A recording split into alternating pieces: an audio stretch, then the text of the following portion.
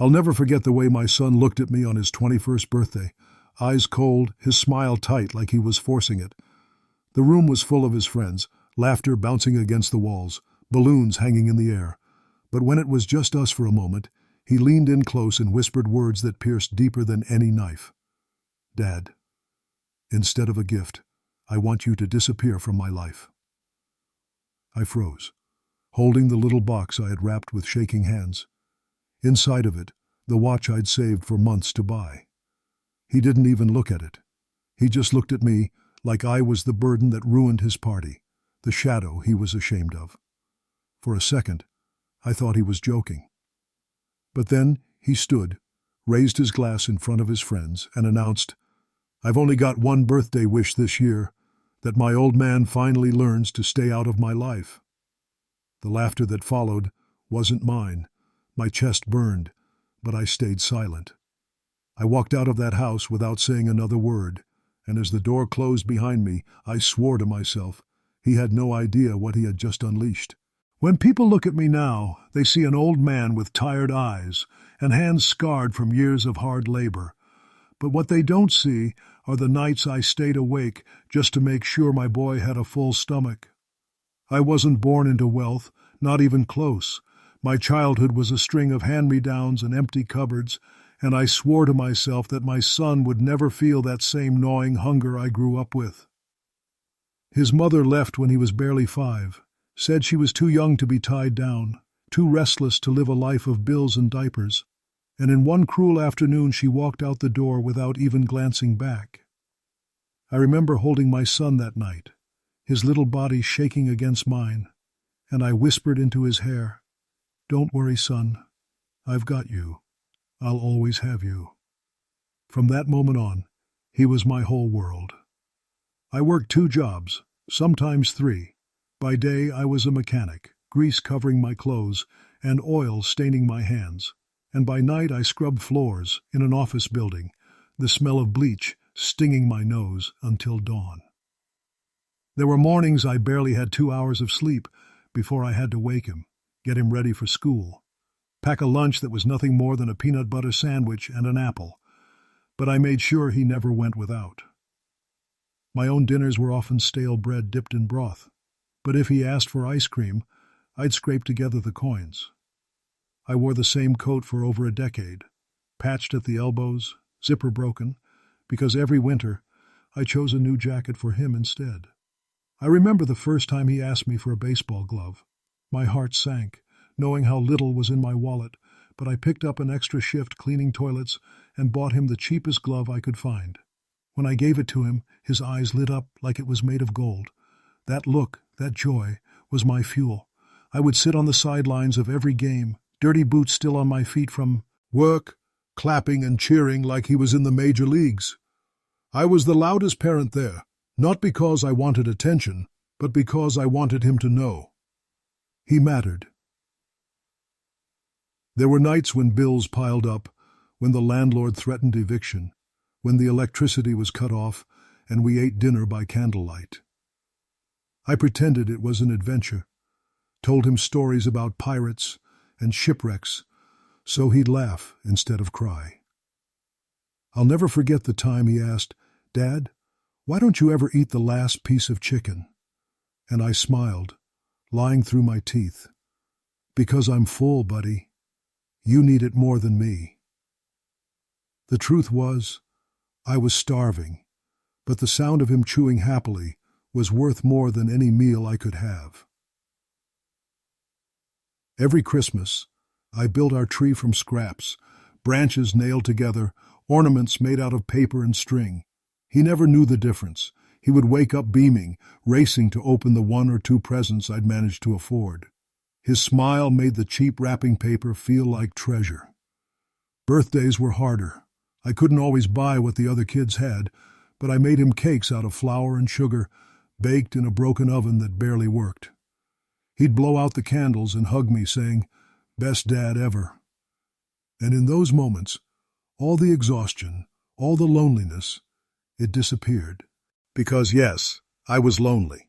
My friends had their own lives, their own families. My world was small, Just me and my boy in a cramped apartment with walls that echoed with silence when he was asleep. Sometimes I sat on the couch after midnight, staring at his drawings taped to the fridge, wondering if I was enough. But then I'd hear his small footsteps, see him stumble into the living room with sleepy eyes, and he'd curl into my lap whispering, "Love you, Dad." And suddenly, I felt rich. Richer than kings. I never dated again.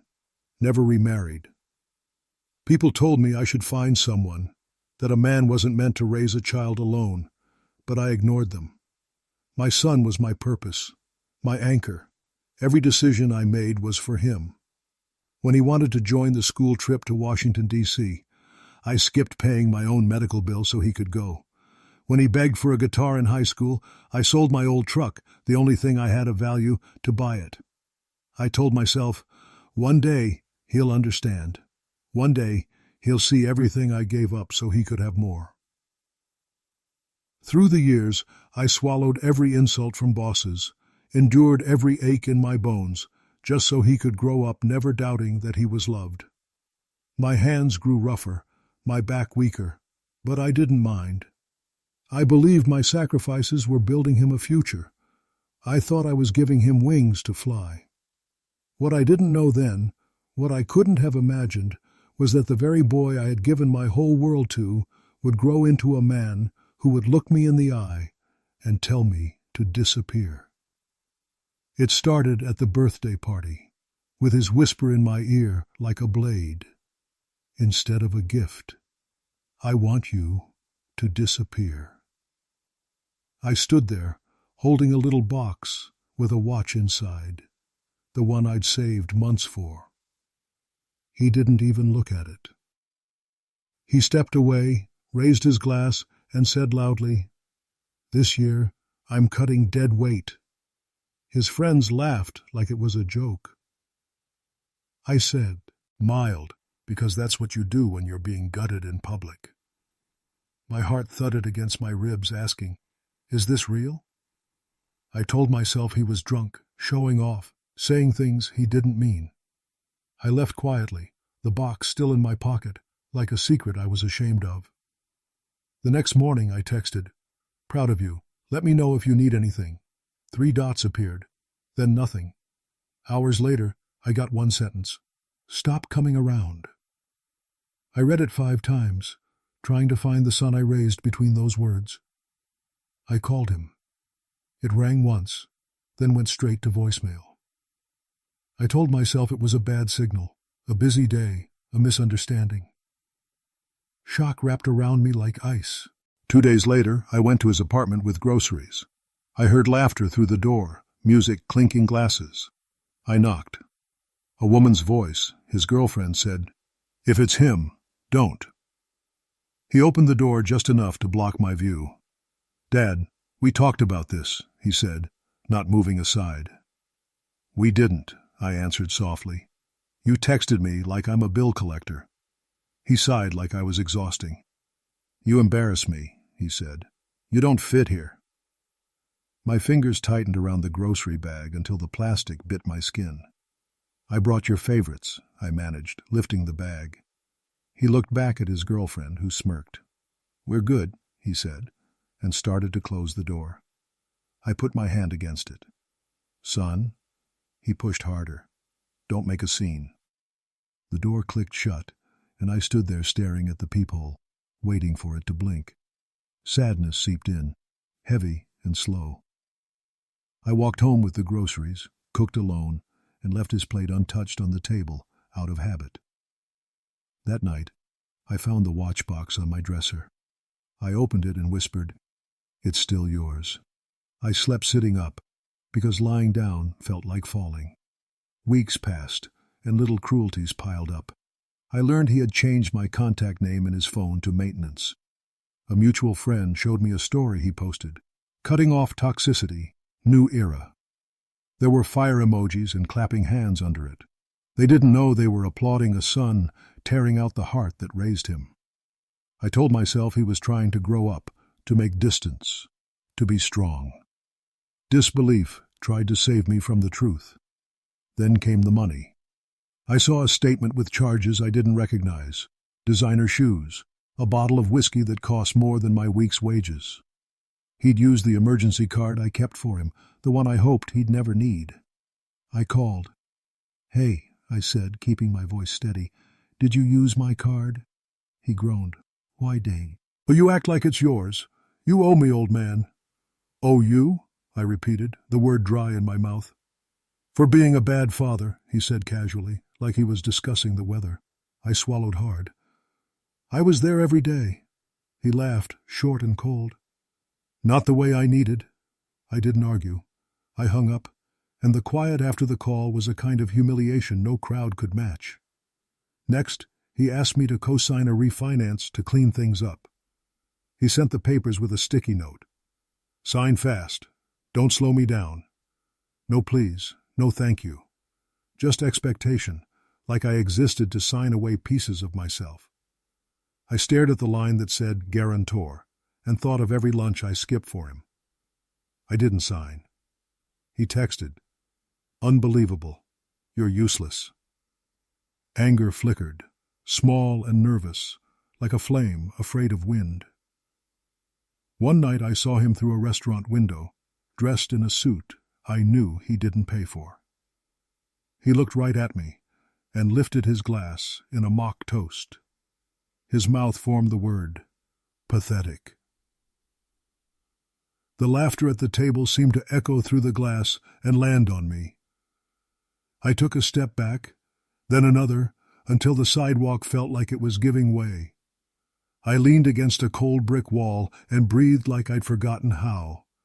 A storm gathered in my chest. Shock had done its work. Sadness had taken its turn. Disbelief ran out of excuses. I reached out to one of his old coaches, a good man who loved my boy. "Talk to him?" I asked. The coach sighed. "He says you hold him back, says you're bad for his image." "Image," I repeated, tasting the word like a bitter pill. I thanked the coach and hung up, because crying in front of him felt like dishonoring all those early mornings I stood in the cold bleachers. The final cut was quiet. He came by my place without warning, stood in my doorway like a stranger and said, "I'm changing the locks at my apartment. Don't come by." "It's my name on the lease," I said softly. He shrugged. "Then take me off. You don't belong in my life." He said it like clearing spam from a mailbox. He looked past me, over my shoulder, like he couldn't wait to be anywhere else. "I loved you," I said. Not a question, not a plea, just a fact. He rolled his eyes. "Keep it." He turned and walked away. The hallway light buzzed, the door swung closed, and something inside me didn't. I sat down at the table where I taught him to write his name, to count change, to say thank you. I placed the watchbox in front of me and opened it. Shock had been a knife. Sadness had been an ocean. Disbelief had been a fog. But what settled in now was clear and steady and hot. Anger, yes, finally. Not the kind that breaks things, the kind that fixes what's broken, the kind that stands up after being pushed down 1,000 times, the kind that says, "Enough." I closed the box, wiped my eyes with the back of my hand, and whispered to the empty room, "You wanted me to disappear." My voice didn't shake anymore. "I will. Not the way he meant. Not as a ghost, but as a man who finally remembers who he is, and who taught him everything, everything. The night it happened is etched into me like scars on my hands. I wasn't looking for him. I had stopped hoping for a glimpse. But life has a way of throwing truth at it. You when you least expect it. I was walking downtown after my late shift, my boots heavy with fatigue. The streets glowed with neon and laughter spilling from bars. I should have gone home, but something pulled me to the corner where the fancy restaurants lived. Through a wide glass window, I saw him, my son, my boy. He was sitting at a long table, surrounded by friends, all dressed in suits and silk, the kind of life I had bent my back to give him. His smile was wide, his laughter loud, his hands waving like he owned the air. And for a moment, I felt a flicker of pride. He looks happy. Then his eyes landed on me, not with surprise, not with joy, but with a smirk. He lifted his wine glass slowly, deliberately, like a king acknowledging a beggar. The glass glinted under the chandeliers, mocking me. And then he mouthed it. One word. Pathetic. It sliced through the glass, through the crowd, through my chest. I staggered back as though I'd been struck. My throat burned, my stomach twisted. I told myself, no, he didn't mean it. He couldn't. But his friends turned to look at me too, following his gaze, laughing at some joke I couldn't hear. The humiliation was louder than the city noise. I pressed my palm against the brick wall, trying to steady myself. The brick was cold. My body was burning. I remembered every sacrifice in that instant. The nights I skipped meals so he could eat. The winters I went without heat so he could sleep warm. The birthdays where I made gifts out of scraps, smiling like they were treasures. The mornings I left before sunrise and came home after dark just to keep a roof over his head. And here he was, looking at me like I was dirt under his shoes. Grief pressed on my chest until I could barely breathe. I wanted to cry. I wanted to run. But then, something shifted. Like a dam cracking. Like fire catching after years of smoldering ash. The grief hardened into something sharper. The sadness straightened its spine. I whispered under my breath, "Enough." My thoughts raced, colliding like storms. Why had I let myself be treated this way? Why had I believed love alone was enough? He wanted me gone. He had said it, shouted it, flaunted it, and I had walked away quietly, believing silence was dignity. But silence had only fed his arrogance. The weight in my chest changed. It was no longer despair. It was resolve. If he thought I was pathetic, he was about to learn the strength of the man who raised him. If he thought I was gone, he was about to discover how deeply my presence ran in every corner of his life. I pressed my hand harder against the brick, like I was grounding myself. I replayed his words in my head. Disappear. Don't come around. You're nothing. And I answered them silently, with a voice steadier than I'd ever had. I will disappear, but not like you imagine. I will disappear from your pity, from your control, from your narrative. But I will not disappear from the truth. I will not disappear from justice.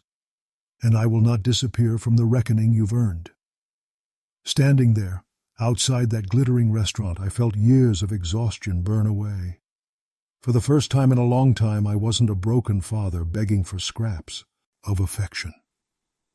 I was a man who had carried another life on his shoulders, and now I was free to carry myself. I looked at him one last time through the glass. He laughed again, tipping back his glass, sure of his power, sure I was nothing. And I swore, with the kind of vow that comes from marrow and soul, you will learn what it means to throw away a man like me. You will learn that I am not pathetic. You will learn what it costs to demand my disappearance. That night, I didn't walk home as the same man. I walked home with fire in my chest and a vow etched into my bones. Enough was enough. The father in me had been broken. But the man in me, the man who had built and bled and survived, was awake now. And he was planning. I didn't start with rage. I started with a notebook. A cheap spiral one, the kind I used to track his school lunch money. On the first page, I wrote a single line, make him feel the weight of truth. Then I listed everything tied to my name, the apartment lease, the utilities, the credit card for emergencies, the car insurance I'd quietly covered, his phone line still buried in my plan. My signature was the skeleton of his life. He'd never looked at the bones. I made copies of every document, paper first, then a scan to a flash drive I wore on a chain. I wasn't just planning. I was preparing to be questioned by the future. Next, I visited Mr. Rivas, my old lawyer. He'd watched me age in court corridors when I fought for custody. I slid the folder across his desk. "I need to untangle," I said. He read in silence, raised an eyebrow. "You're not trying to hurt him," he said. "I'm trying to stop carrying him," I answered. He nodded once. "Then we do this clean." We drafted letters. Notices. Revocations. Simple words that can move mountains when they sit under your name. I didn't send them. Not yet. Timing was part of the plan. I paid a visit to the bank, where Ms. Patel still remembered my double shifts. She greeted me like a person, not an account number. "Remove the authorized user," I said. Her fingers hovered. "Are you sure? I'm done paying for someone who calls me pathetic." She typed. Click. A door in his life quietly closed. I called the utility companies, confirmed everything still ran on my credit. Scheduled changes I could release with one phone call. No threats, no drama, just quiet levers waiting for my hand. Then I walked by the apartment. I didn't knock. I looked at the name on the buzzer. Mine. Always mine. Inside, behind walls I paid for, he laughed at a world that I had held up. I smiled without joy and wrote another note. He thinks roofs appear by magic. I checked the lease clauses with Mariah, the landlord's clerk who liked straight talk. "Transfer back is clean," she said. "You've got the right." I thanked her and left a tin of cookies. Old habits of kindness die last. At the shop, my old boss, Benny, poured me coffee I didn't ask for. "You look like a man counting down," he said. "I am." "Need hands?" "Just eyes," I said. "I'll ask if I need wrenches." He grinned. "I'll keep the lights warm." I wasn't planning a storm. I was planning gravity. The kind that reminds everything what holds it up. I made a second list. Allies who still believe in the kid I raised. Coach Deacon, Mrs. Alvarez from the school office, Elena, the neighbor who once watched him when I worked nights. People with memories longer than his pride. I didn't ask them to choose sides. I asked them for facts, dates, receipts, little truths, harmless alone, heavy together. I compiled them. Built a timeline like a spine. When did the lies start? When did the debts begin? When did the insults turn public? Evidence doesn't shout. It waits. I searched my drawers for the old watch receipt, found it folded. Ed with his kindergarten drawings. I tucked both into the folder, memory and proof, heart and hammer. At night, I set alarms on my phone, not for waking up, for release dates, letters to send, calls to make, accounts to close, all staggered, a slow tide, not a tsunami. I wanted him to feel each step, not drown and miss the lesson. I drafted an email with attachments and left the two-line empty. Resume discrepancies. The unpaid loans to friends. Screenshots he forgot would follow him. I didn't hit send. Not yet. Escalation deserves choreography. I met Mr. Cho, a notary, at the diner where Rosa keeps the coffee bottomless. We notarized what needed weight. Paper that would stand up when emotions tried to knock it over. I checked my savings. Not much, but enough to survive the silence I was about to create. Revenge without a safety net is just a fall. I refused to fall. I called the phone company from a park bench at dusk. "Separate the line," I said. The breeze was cool for the first time in weeks. The agent read the script, then said softly, "Anything else I can do?" "Yes," I said. "Stop calling me sir like I'm a stranger to my own life." We both laughed. Even soldiers need moments of light. I bought a small fireproof box, placed inside the flash drive, the receipts, the lease, the letters. I locked it and slid it under the bed. That was my vault, not for money, for resolve. I practiced saying no. No, I won't sign. No, I won't cover this month. No, I won't be your shadow while you perform a life I paid for. Each no tasted less like guilt and more like oxygen. Then I mapped his calendar, the parts he bragged about publicly, a company showcase, a new era party, a meeting with the boss he idolized.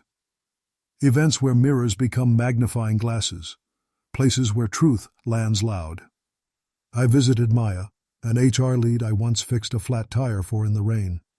We spoke in generalities, hypotheticals. What would your department do if a candidate misrepresented a degree? She answered like a professional, not a friend. Documentation matters most, she said. Anonymous tips backed by facts go to compliance. I nodded, left a thank you note, and no trail.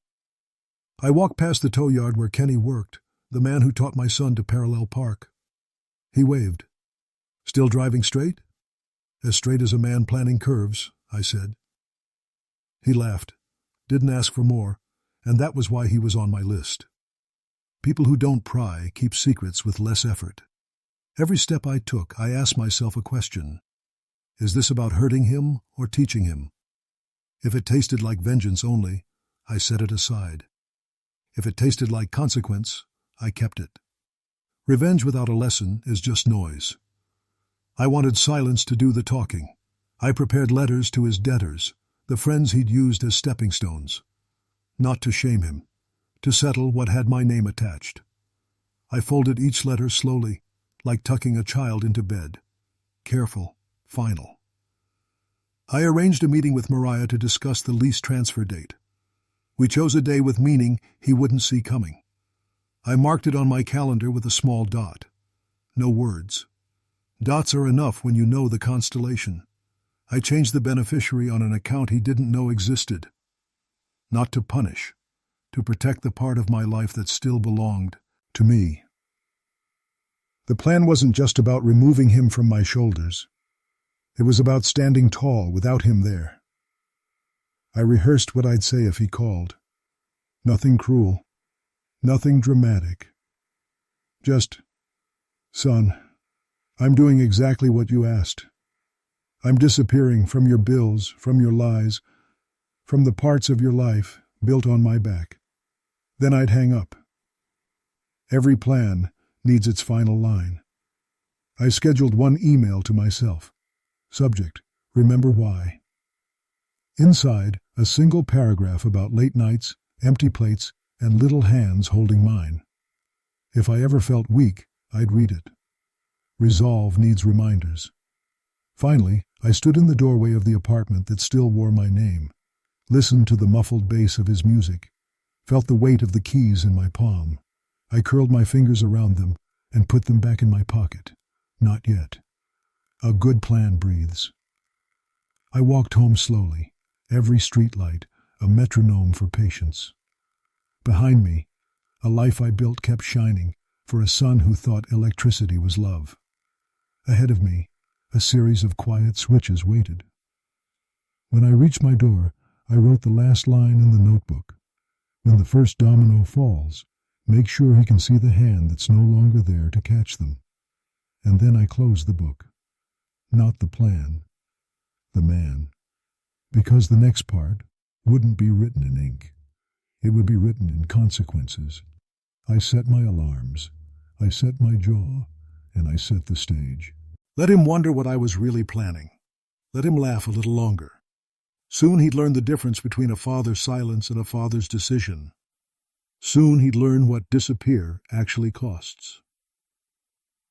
I had imagined this moment 1,000 times in the quiet of my loneliness, when the words my son spat on his birthday, "I don't want a gift, I want you gone," echoed so violently in my chest that I could hardly breathe. But now the echo had transformed into something sharper, colder, a blade of purpose that cut through my grief and carved out only one word: revenge. It began subtly, so no one suspected, with me re-establishing old contacts, people my family thought I'd long forgotten, men and women who owed me favors from the years when I broke my back to help others without asking for anything in return. I reached out to Mr. Harris, the banker who once nearly lost his job until I pulled strings for him, and he gave me something invaluable: access to financial records that my son and his greedy in-laws never imagined I could touch. As I pored over the documents late into the night, candlelight flickering like an accomplice in the dark, I discovered how carelessly they had entangled themselves in debt, spending not just their own wealth, but dipping into what was mine, money I had earned with blistered hands and sleepless nights. Step by step, I built the noose they would hang themselves with. I knew my son trusted his father-in-law more than me, so I let that arrogance become my weapon. Quietly, I fed information to a friend who posed as a business investor, dangling opportunities in front of my son's in-laws that were just too good for their greedy hearts to resist. They poured money into the fake ventures, convinced they were about to multiply their fortune tenfold, while in reality, every step tightened the trap I had set. Meanwhile, I played the ghost they wished me to be. I stayed out of sight, not a phone call, not a visit, making them believe I was truly gone. Exactly what they asked for. That was my shield. But in my absence, I was closer than ever, watching, listening, preparing. The first twist came when their bank accounts mysteriously froze. My son stormed into the bank, demanding answers, his voice filled with the entitlement he had learned from those around him. But all he got were polite refusals and blank stares. He didn't know it yet, but every asset they had was slowly slipping out of their hands, transferred, claimed, redirected into accounts under my control, because long ago I had set up contingencies that only I could access. Their cars, their houses, their luxuries, every bit of it tethered to the very foundation I had once built, and they had taken for granted. Then came the public strike. I arranged for a family gathering under the guise of a charity dinner my son's wife was desperate to host. She wanted to parade her status in front of wealthy friends. What she didn't know was that I had already taken control of the venue and ensured that every investor, banker, and friend they owed money to was invited. The night sparkled with chandeliers and champagne glasses, but beneath it all simmered tension. When the speeches began, I stood up from the back of the room, and a hush fell over the crowd, as if a ghost had materialized. "You wanted me gone," I said, my voice steady, carrying across the hall. "But tonight, I return not as a father you dismissed, but as the reckoning you never saw coming."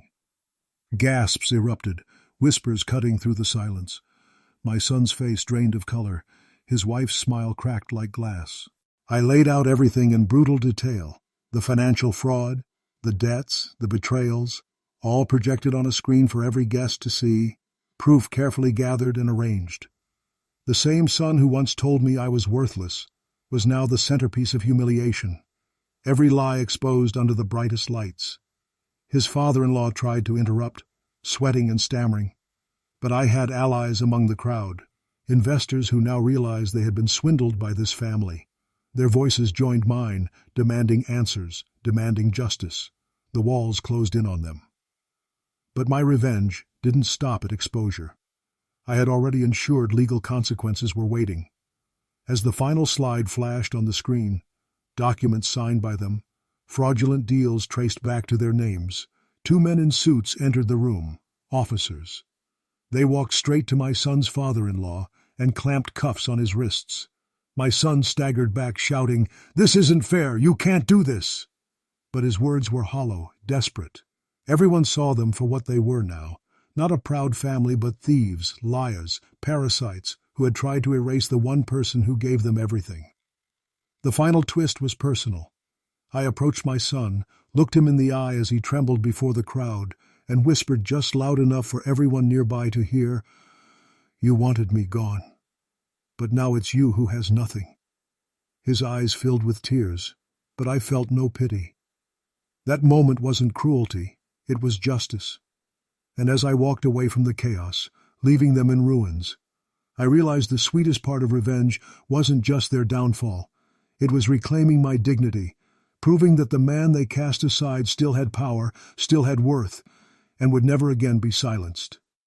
The silence after the storm of my revenge was unlike anything I had ever felt before, empty yet strangely full, heavy yet liberating, painful yet comforting, as if my heart was learning how to beat again in a different rhythm, one that no longer carried the weight of begging for love that would never come.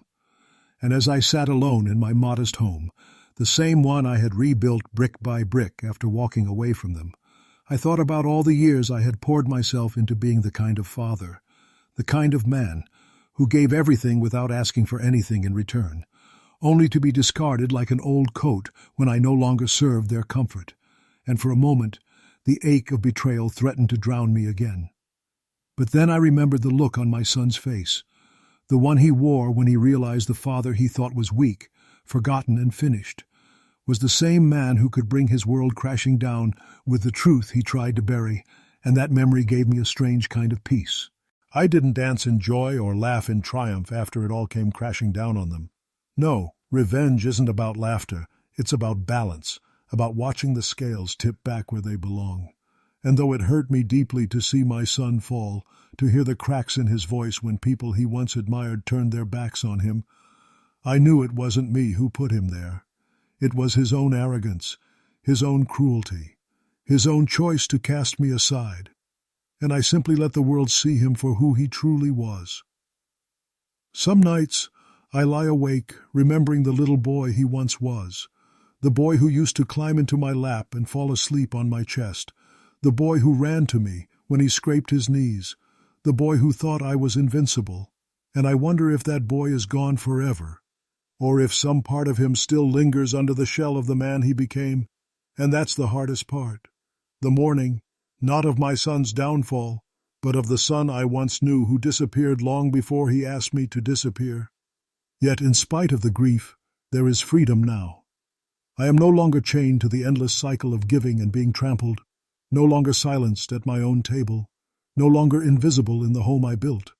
And for the first time in years, I can hear my own voice again, strong, steady, and filled with a kind of dignity they could never strip away. I took long walks in the mornings, felt the air against my face, planted a small garden behind my house, watched the flowers rise from soil that once seemed barren, each bloom a reminder that, even after seasons of neglect and frost, life can begin again, quietly but powerfully.